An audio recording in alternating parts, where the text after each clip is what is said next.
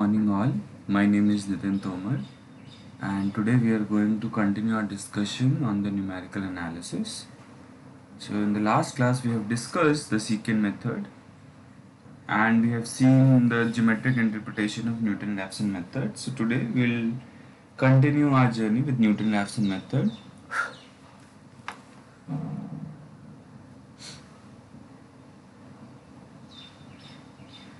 Newton Raphson method.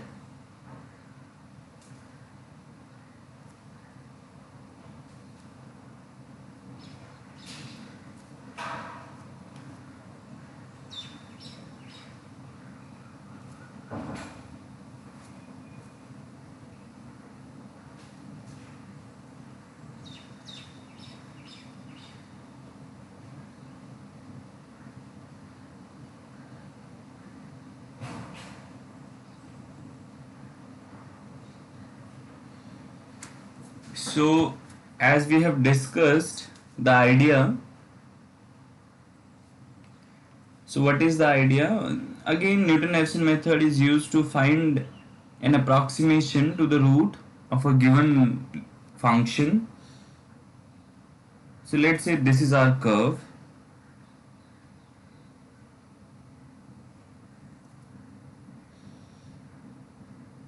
Now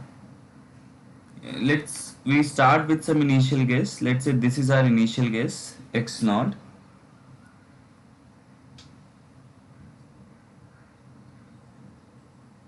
Yeah, and this is the point where the image, this point will be x naught comma f of x naught. This graph is y equal to fx. Yeah. Now what you do, you draw the line tangent to this point.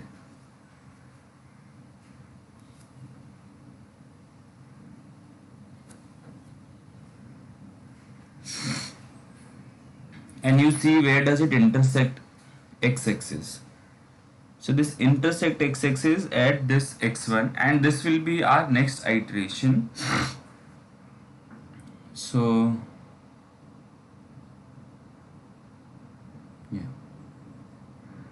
and you continue doing then what you do, so again you repeat this process. So this time this is the point and again you draw the tangent to this point. Yeah, so the point where it intersects the x-axis will be our next iteration in line. And you see logically, at least pictorially, this is going closer and closer to the root. This is the root, right? This is the actual root. This point is where fx is 0. So the aim is to find an x such that f of x is 0. So whatever we have done, now we will see it mathematically.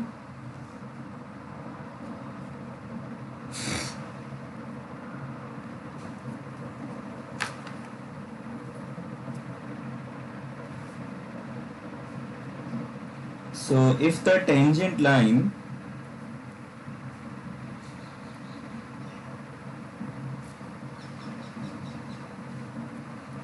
to the curve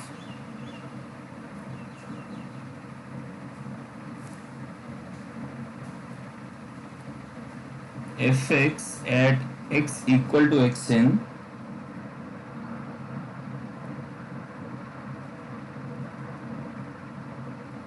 intercepts the x-axis at xn plus 1,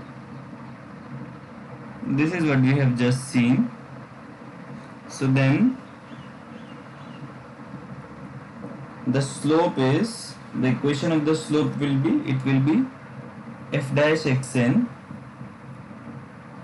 equal to f of xn minus 0 by xn minus xn plus 1, right?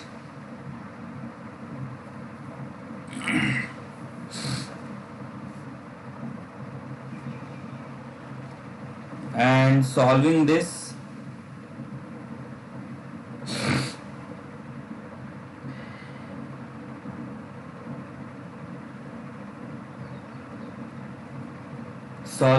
for xn plus 1, it gives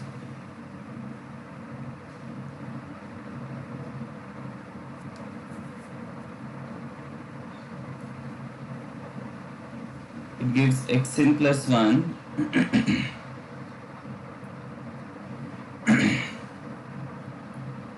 equal to xn f of xn upon f prime xn. Okay, and this is precisely the formula for the Newton Raphson method.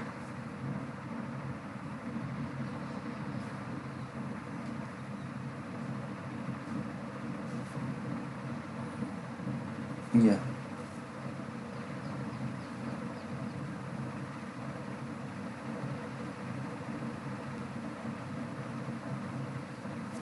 So this formula is for the Newton Raphson method. A few comparison with the secant method. Recall that. Okay, let us put comparison with secant method.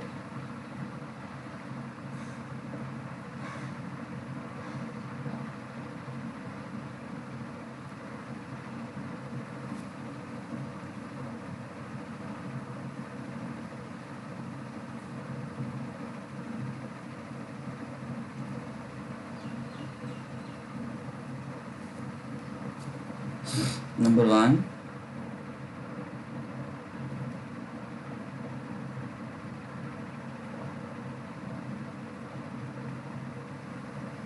in secant method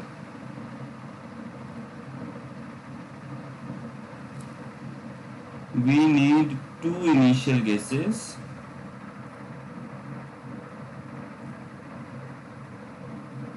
right?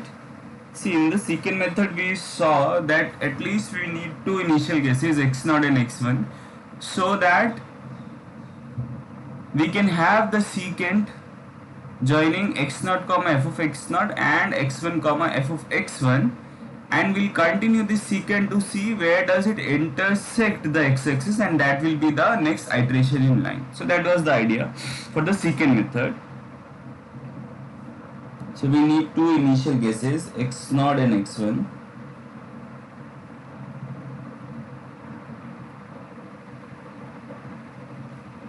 To start the iteration.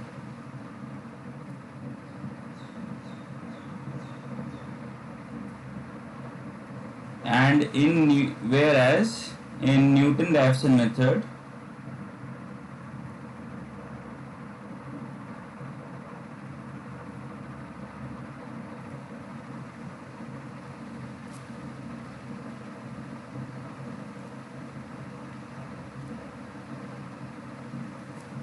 we need one initial guess, say x0,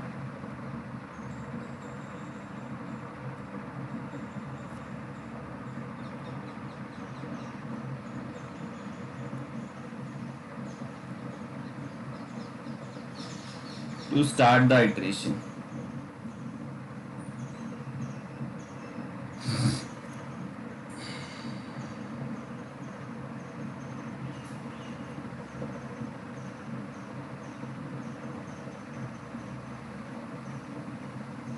Yeah, so this is the comparison. Now we will see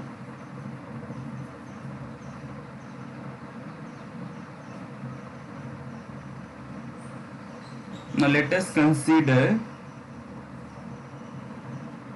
an example of Newton Raphson method, how to do it.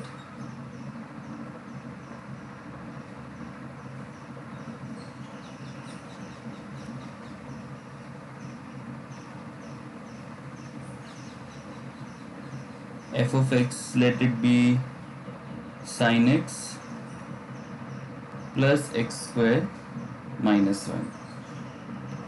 So this is the same example that we had for the secant method, and we choose our initial guess to be 1, Then our first iteration will be x1 will be x naught minus f of x naught by f prime x naught. So we need f of x, f prime x as well. So let us calculate it. It will be cos x plus 2x. So if you put the value, you will get 1 minus f of x naught will be sine 1 by cos 1 plus 2, and if you compute it, it will be approximately equal to 0.668752.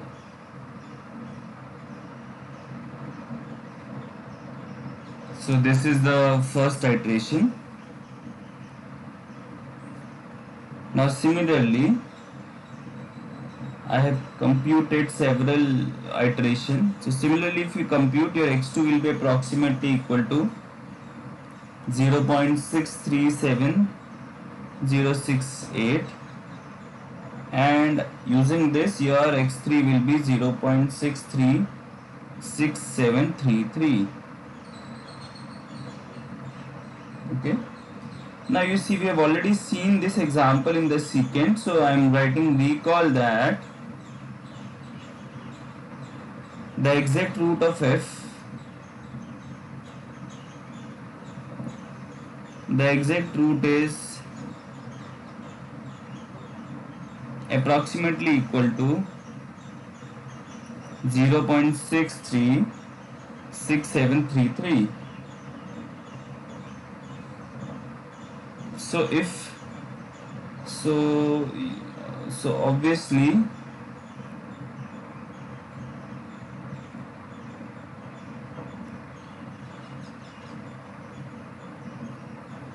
the Newton Raphson method in this example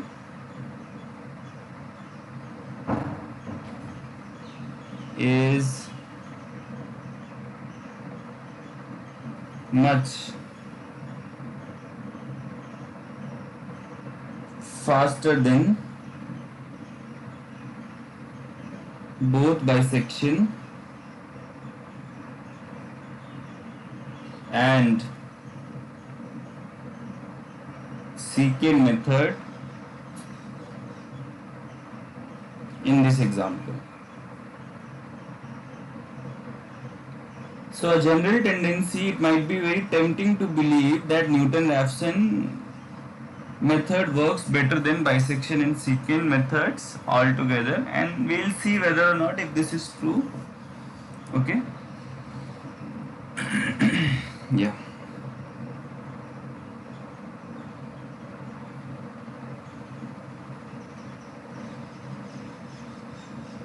Now one remark.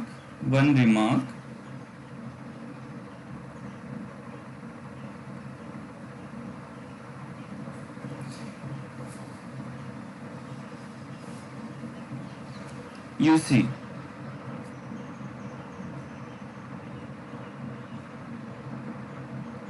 if the initial guess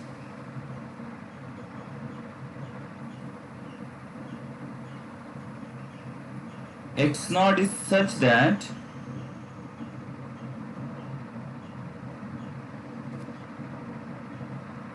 f prime xn is 0 for some n,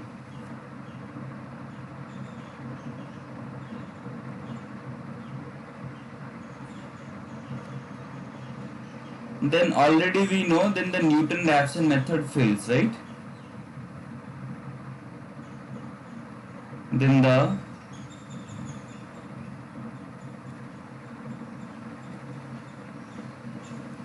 Newton Raphson method fails.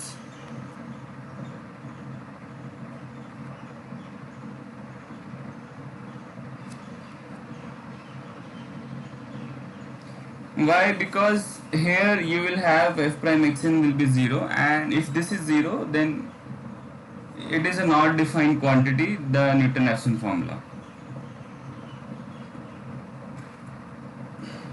Yeah. But geometrically, what does it mean? Geometrically, this means that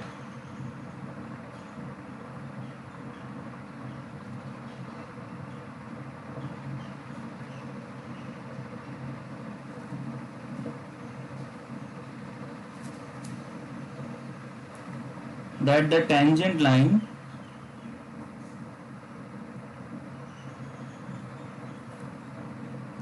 to the graph of f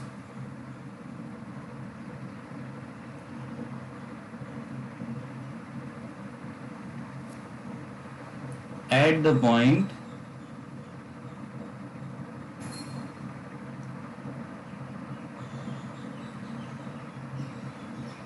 xn comma f of xn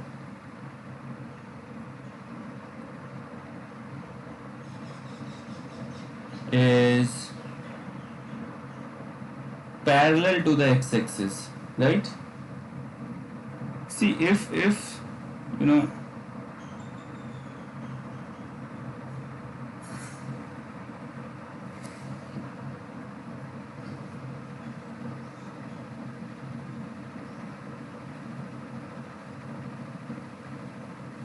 you see, if you have a graph of this sort, you know, like, and let's say your xn somehow it becomes like this.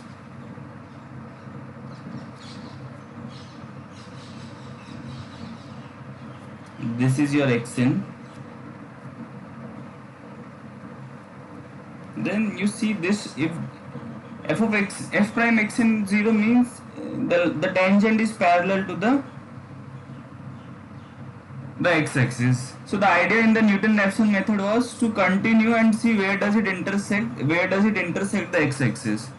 But we know that such a parallel line will never intersect x-axis, right? So therefore this line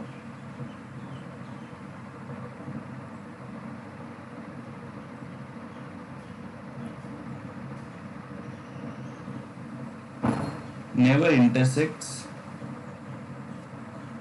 x-axis and hence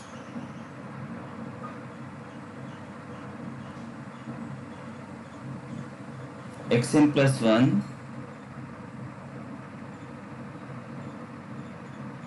never exists.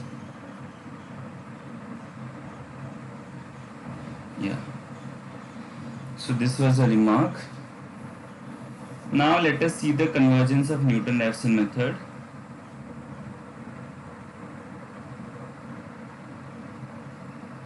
Let me put it like a theorem.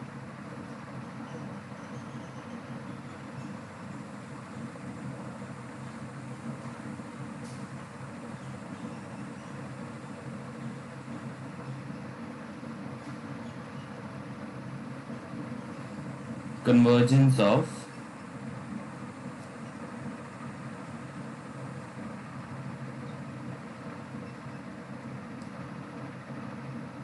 Newton Raphson.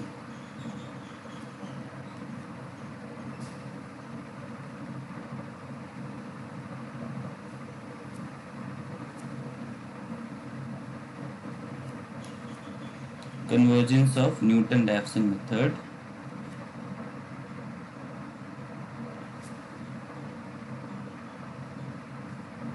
We have already seen the convergence of secant method, so this time we will discuss the convergence of the Newton Raphson method. So what are the hypotheses for this theorem? The hypotheses are more or less same what we saw in the secant method's convergence. Number 1,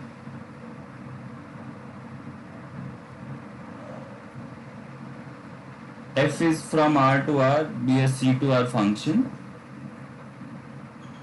C to R means twice continuously differentiable, okay? And second is, let R be a simple root of f.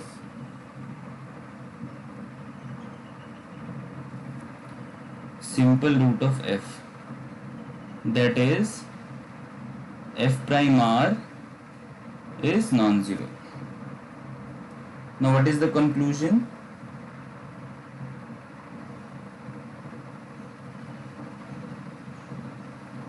So the conclusion is there exists a delta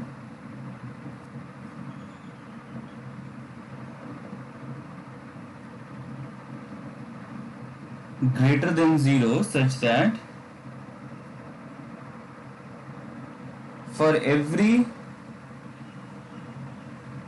x naught in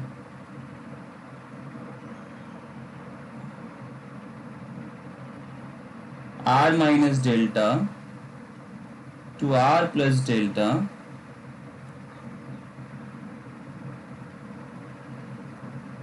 each term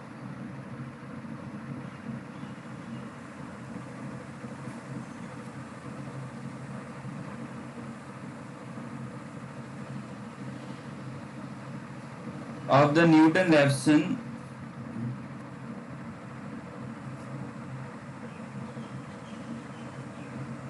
iterative sequence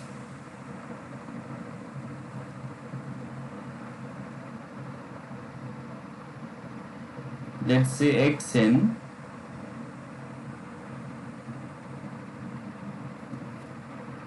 is well defined.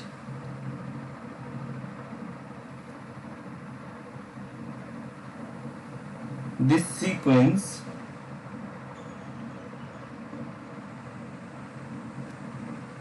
xn, this belongs to the interval, each of this sequence belongs to this interval r minus delta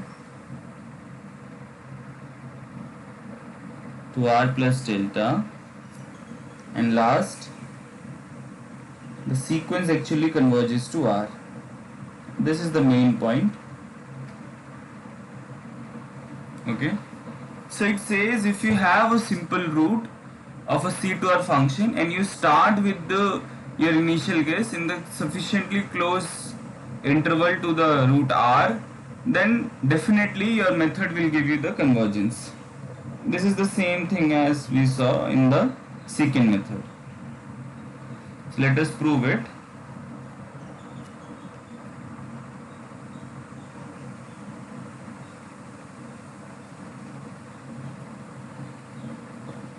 So the Newton Raphson method, you see what is the formula. Okay, let us first write the formula. The Newton Raphson sequence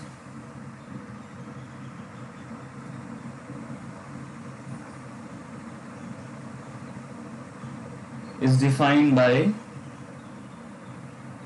xn plus 1 equal to xn minus f of xn by f prime xn.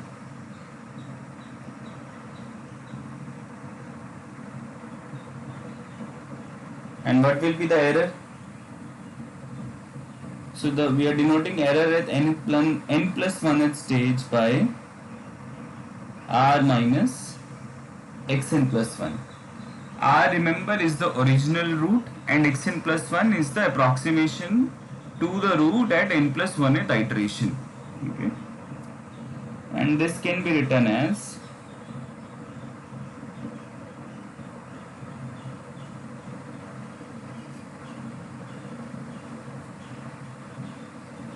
en plus 1 equals to r minus xn f prime xn plus f of xn by f prime xn. Now we shall use the Taylor's theorem.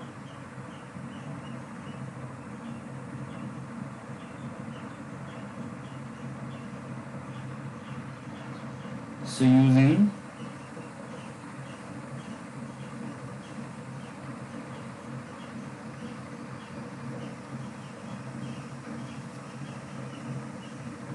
Taylor's theorem, we have that 0 equal to f of r is f of x n plus r minus x n f prime x n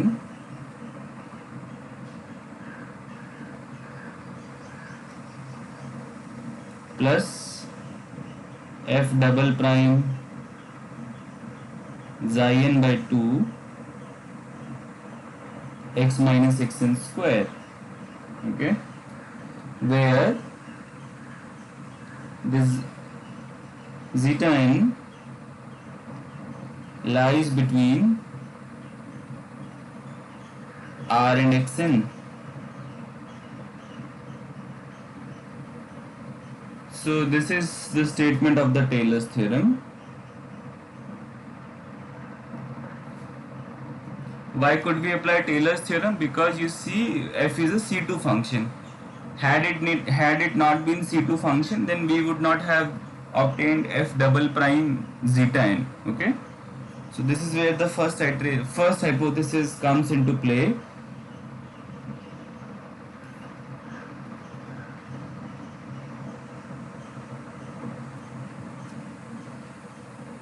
So now using this information, using the last equation,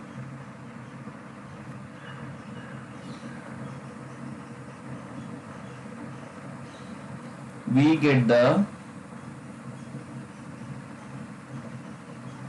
following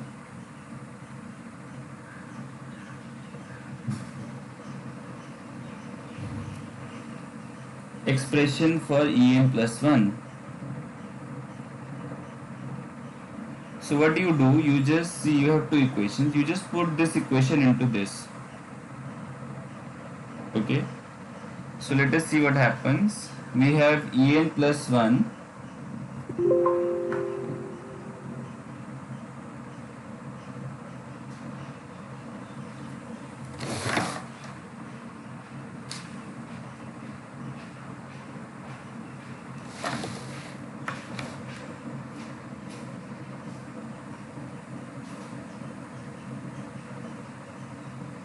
or let me rejoin, I think.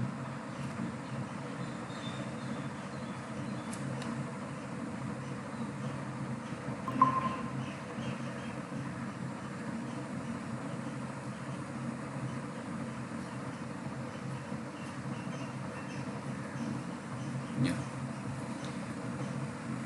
So if we put En plus 1,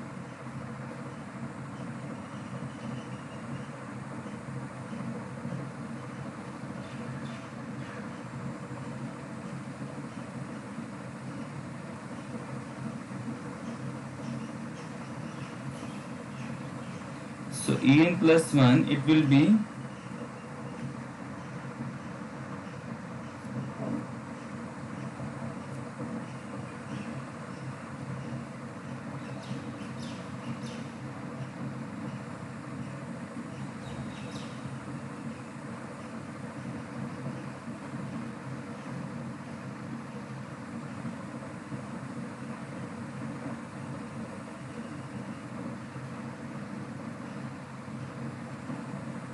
yeah. So what is from this equation, your En plus 1, it is r minus xn plus f of xn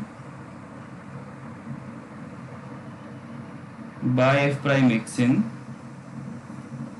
and from the second equation, if you put things like this,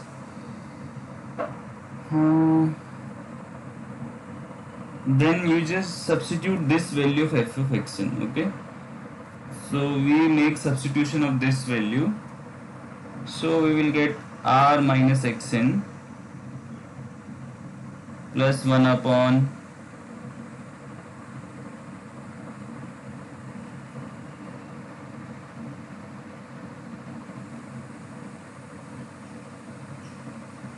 1 upon f prime xn times minus r minus xn by f prime xn. Oh sorry, it should be here r. Then minus f double prime zeta n by 2 r minus xn square. And it will be r minus xn minus r minus xn minus f double prime zeta n by 2 f of prime xn r minus xn square. Right? Simply it is en plus 1 is minus f prime zeta n by 2 f prime zeta n f prime xn by r minus xn square.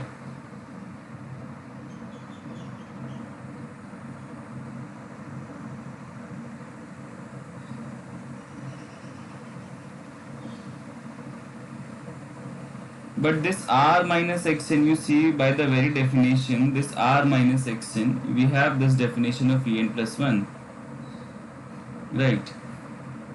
So this r minus xn square, it is nothing but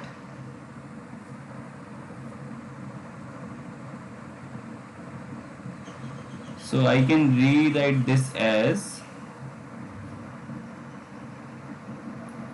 2 f dash xn en square. So this is the equation at this stage that we have got.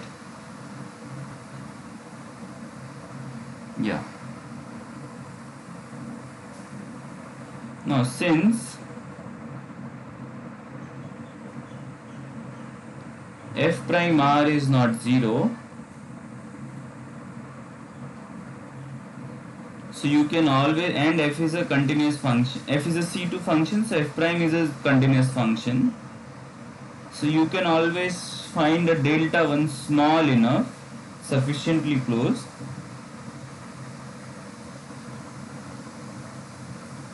such that f prime x is non-zero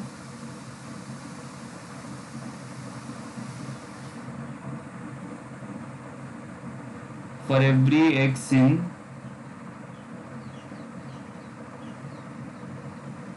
r minus delta 1 to r plus delta 1.